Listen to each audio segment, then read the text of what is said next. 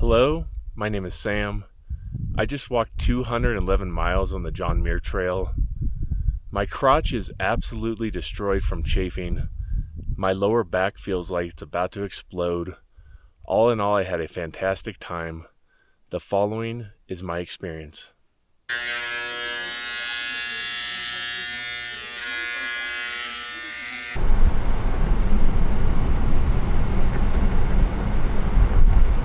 This morning is day number 1. I am in the beautiful Yosemite Valley. I arrived here yesterday to pick up my permit. I stayed the night at a backpacker's campsite. Mentally, I feel pretty good about this trek. Physically, I'm not at my best. This last month, I was dealing with some injuries. This caused my activity level to drastically decrease. In turn, my bra size went from a B to a C, and my fupa has slightly extended, but I think I'll be all right. My plan for today is to hike 13 miles. I'll be staying the night at a spot called Cloud's Rest. On the way there, there's supposedly this popular mountain thingy called Half Dome. I guess people like to climb it. I'll be giving that a go. I'm getting a late start this morning. I had to wait for the store to open up because last night I discovered I forgot to pack toilet paper. I went with leaves and sticks, and the sticks was actually an interesting experience, but I think overall I'm going to be better going with toilet paper.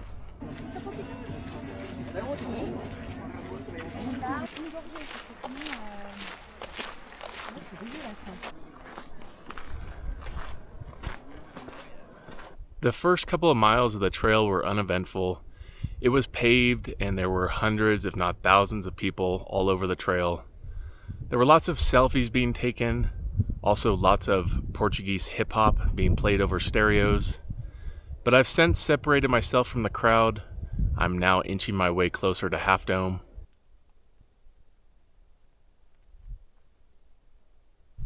Yeah, this doesn't look sketchy at all.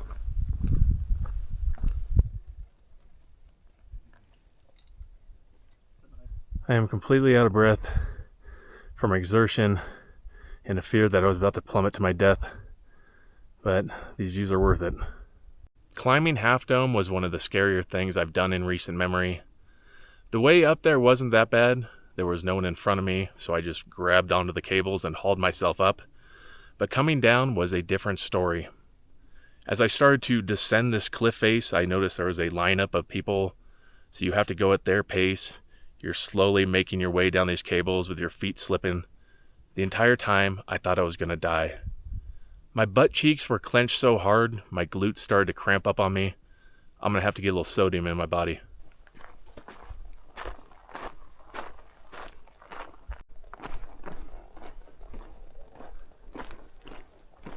Not the prettiest scenery to start the day, and I'm no fire investigator, but it does appear a wildfire has come through here. I have to remind myself though, it's events like these that put money in my wallet. It allows me to enjoy the luxuries in life, such as my 2018 4-door Honda Accord Hybrid, as well as my collection of Walmart t-shirts.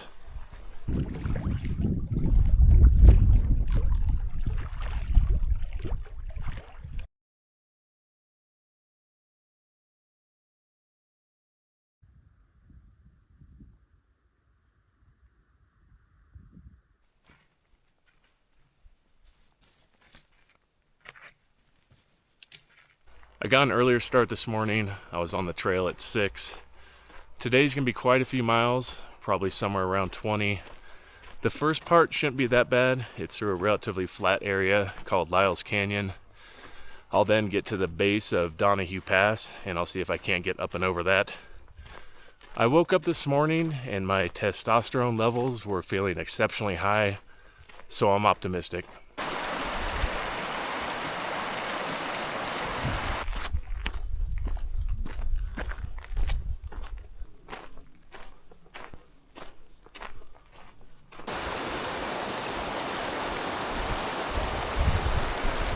I'll show you what I'm having for lunch every day. It is a combination of Mexican and Norwegian food. I call it the Norwegian burrito.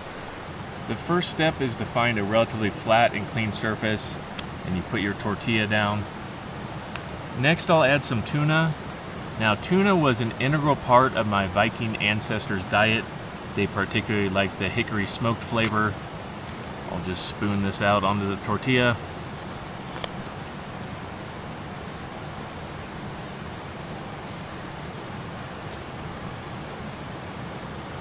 And there you have a Norwegian burrito.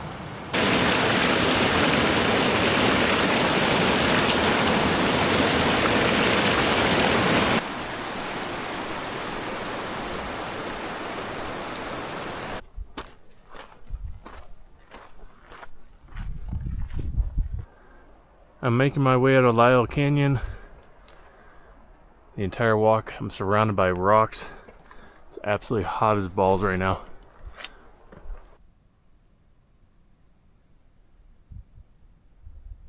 Slow and steady. Slow and steady. I made it to the summit. I think I've lost about 5 pounds in the process. Off in the distance, that's Yosemite. I'm now leaving Yosemite, entering Ansel Adams Wilderness.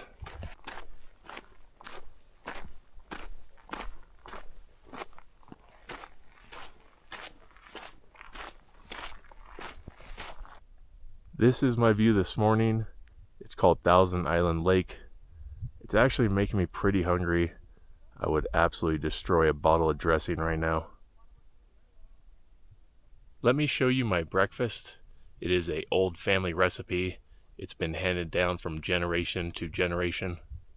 The first part of the meal is some oatmeal with protein powder sprinkled in it.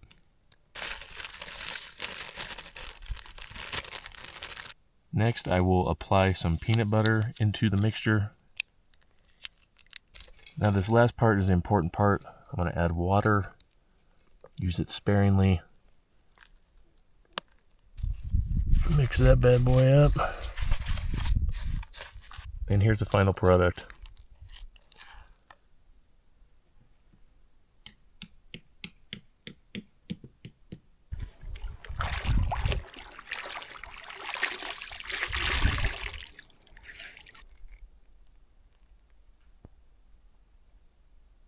Hygiene isn't a top priority when hiking, but I've been noticing I smell god-awful. Whenever I squat down or raise my arms, it smells like a dead animal. So at least a couple times a day, I try to hop into a body of water. I'll give the undercarriage a little scrub down.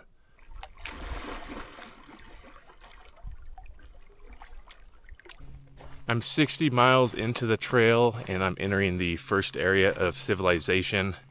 It's a spot called Red's Meadow. I believe they have a little breakfast joint there. I've already been planning out the meal I'll be having in my head.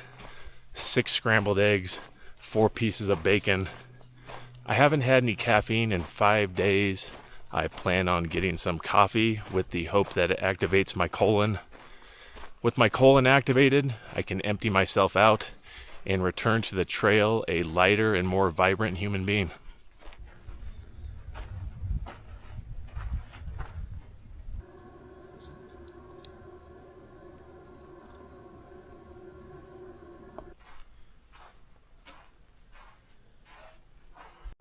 Red's Meadow is a cool little spot, some delicious food. They also had a tiny little store. Bought a couple of Gatorades, slammed those. Then I bought a large bubbly water, got about midway through, discovered it was actually a hard seltzer. I didn't want to waste it, so I finished it. I now feel god-awful. I'm hungover. I'm doing my walk of shame through the forest.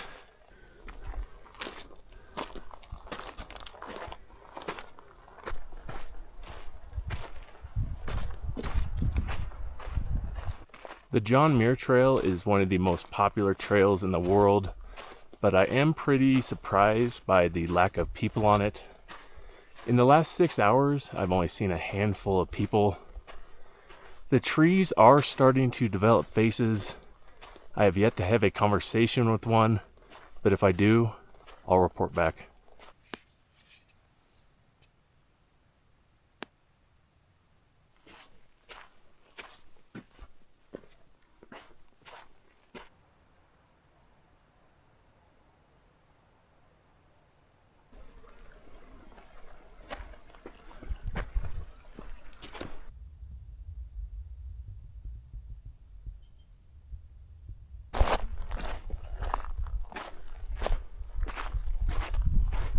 I think I'm finally hitting my stride on this hike.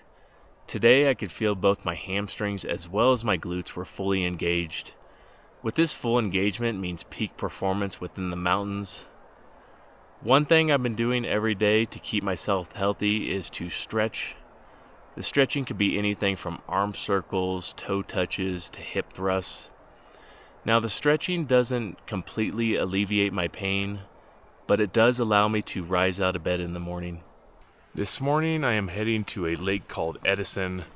When I get there, I'll be taking a 20-minute boat ride across the lake to a spot called VVR. Now VVR is where I'm doing my food resupply. About a month ago, I shipped my food there, and I'm really hoping it arrived, because if not, I'm going to have to start killing live game along the trail, and that's something I'd rather not do. The hike down to the lake's about 4 miles, and besides that, I'm going to be using today as a rest day. I guess at VVR they have showers, food, beer, just all the essentials you need for a full recharge.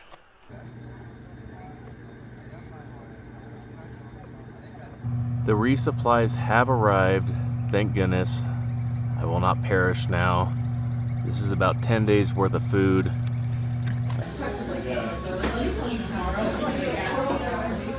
This is what money buys you on the JMT, ladies and gentlemen. We have a toilet, ample amounts of toilet paper. Off in the corner here is a fully functioning shower. We have some horseshoes to hang items on while you shower. And here's the kicker. Off in the corner is a lightly used razor in case you forgot yours at home. I love the Sierra. Yeah. You know?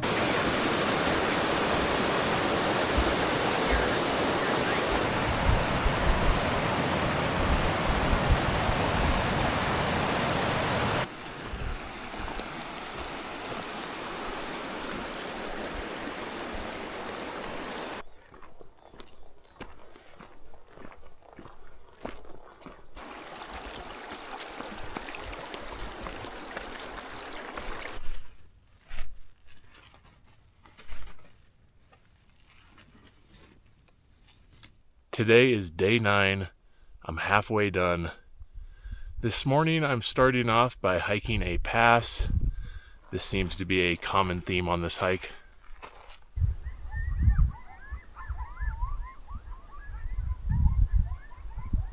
Off in the distance you can hear some chihuahuas howling.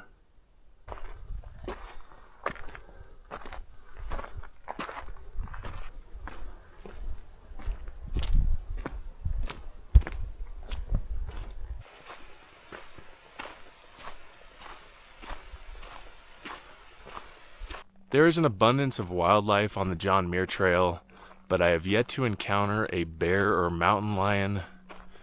There have been long stretches of hiking by myself where I get the feeling that there's just something watching me. It's rather scary. I feel pretty good about my ability to defend myself. I watch lots of UFC. However, I do wish I had a weapon. I left my handgun at home, but there is plenty of downtime on the trail to craft weaponry.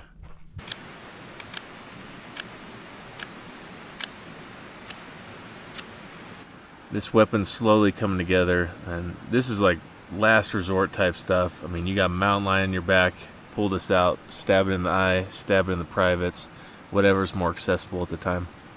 This is my home base for the evening. I'm right along the San Joaquin River. I haven't given you a tour of my crib, so I figured now would be a good time to do that. My tent is an REI Quarter Dome 1.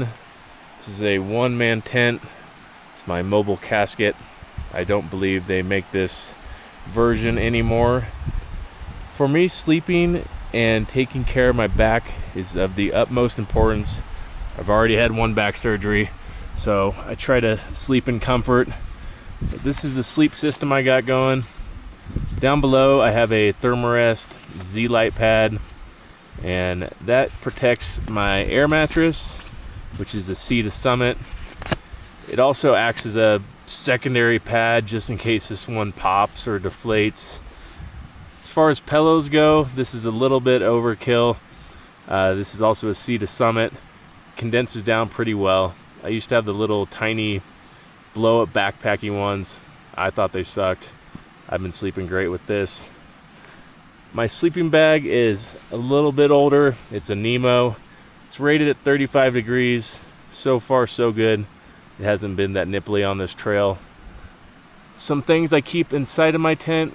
In the corner there, I have my Kindle as well as a map of the John Muir Trail. Up above, I got my headlamp over here in case I go wandering around the woods in the middle of the night. And then I'll keep various chargers, try to keep my things charged through the night. Doing my evening foot scrubbing.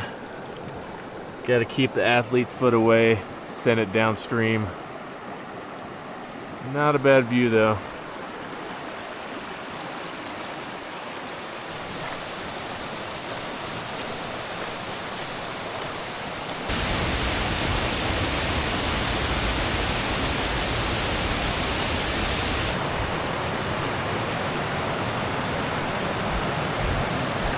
Along the trail, there's a few different food drops, and at those food drops, they also have a communal hiker food bin. Basically, when hikers resupply, oftentimes they have way too much food, so instead of tossing it out, they'll throw it in this communal bin. It's first come, first serve. I recently pillaged through one, and I struck gold. I got my hand on some mayonnaise. This is going to be a game changer. That's what I'm talking about right there. Good stuff.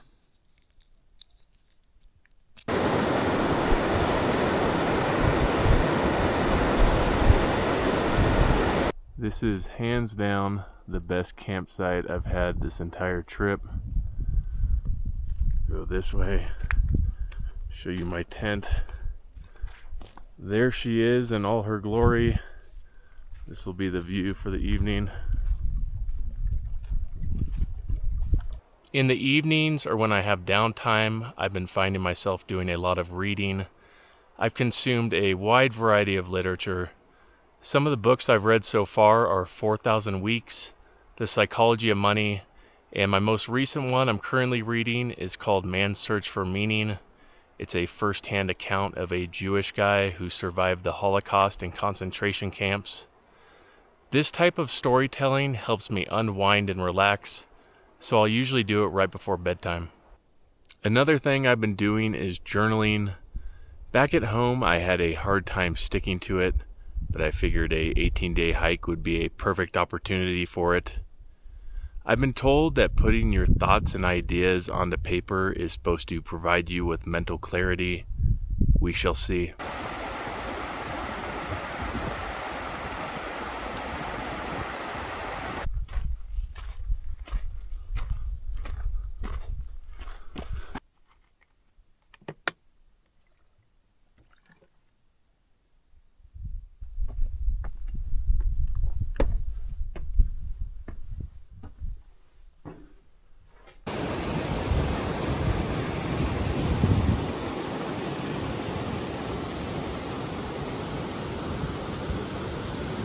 This is my first time in Kings Canyon National Park, and the mountains here are absolutely amazing. If I were to have to give them a rating, it would be a 9.36 out of 10.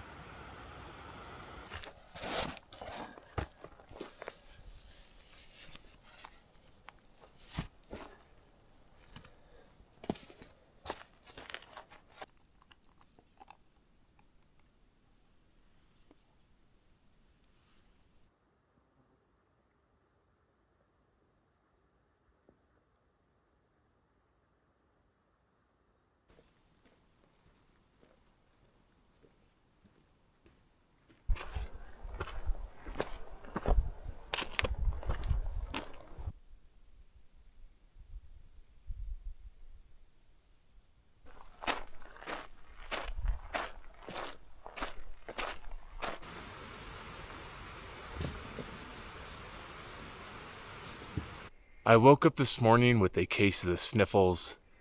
At some point, I must have encountered a diseased wildlife. I need to put some of the blame on myself, though. I haven't been very diligent about wearing my N95 out here.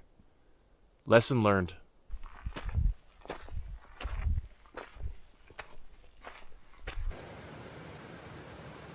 I'm starting to get low on my dehydrated meals. These guys aren't looking too bad at the moment.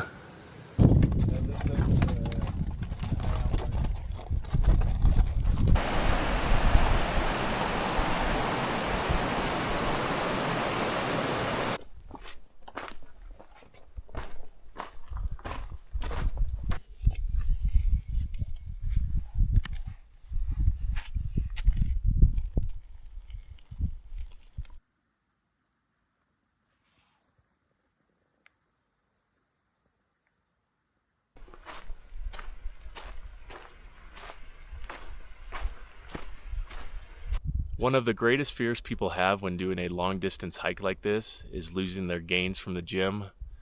That's why I've been trying to eat an adequate amount of protein. I've also been supplementing along the way. Here are some of the things I've been consuming. Every day I have 2 Quest protein bars, one at lunch, one for dessert. I put a scoop of protein powder in this little baggie. Now I've just been taking this raw to the face. Not the most ideal way to do it, but you gotta do what you gotta do.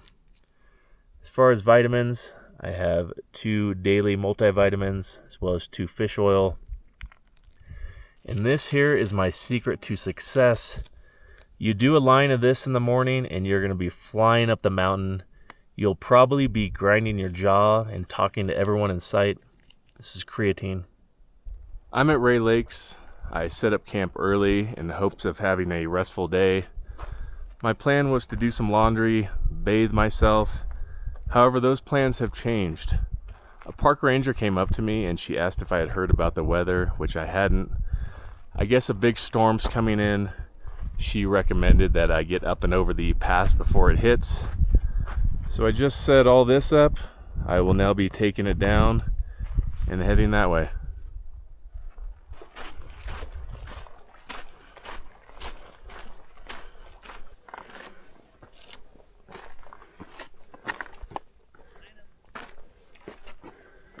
There's been a slight change of plans.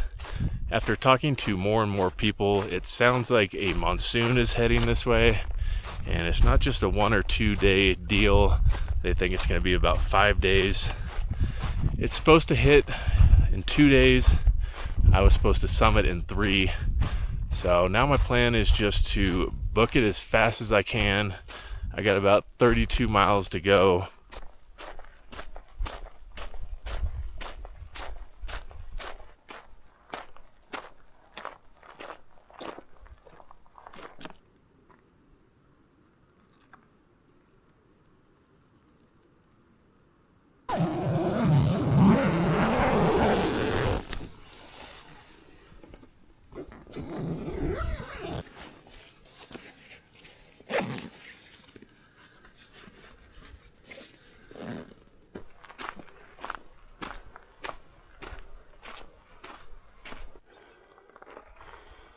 Here's Forester's Pass, 13,160 feet.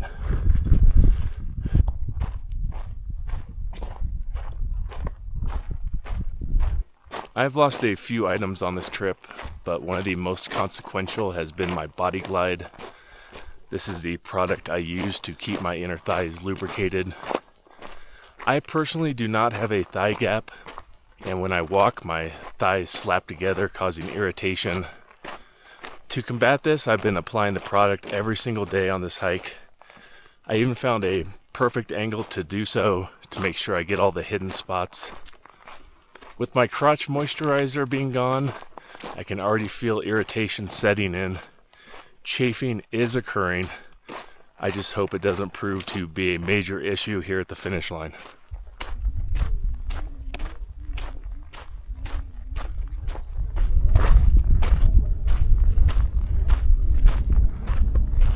This last section of the trail before you summit Whitney is a little bit different than the rest of the hike because you can't just dig a hole to go number 2.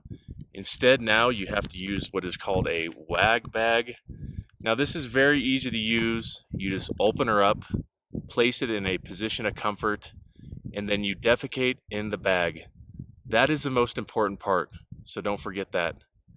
Once you have successfully offloaded your package, you zip it up, and it is your responsibility to get off the mountain. How you carry it is up to you. You can hold it like a baby, you can toss it in your bag, it doesn't matter. These last couple of months, I've been practicing both at home as well as at work. I've been using plastic bags from the grocery store. I have an overall pretty good field goal percentage, so this should be a breeze.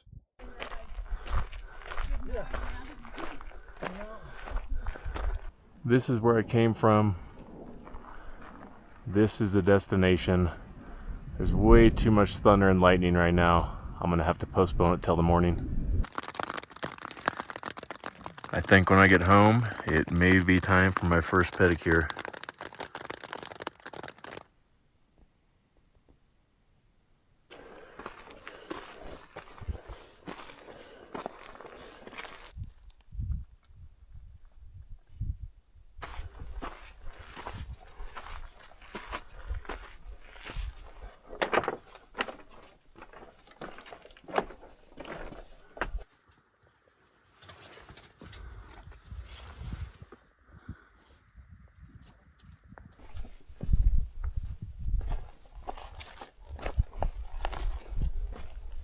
The elevation is not making these last 2 miles easy.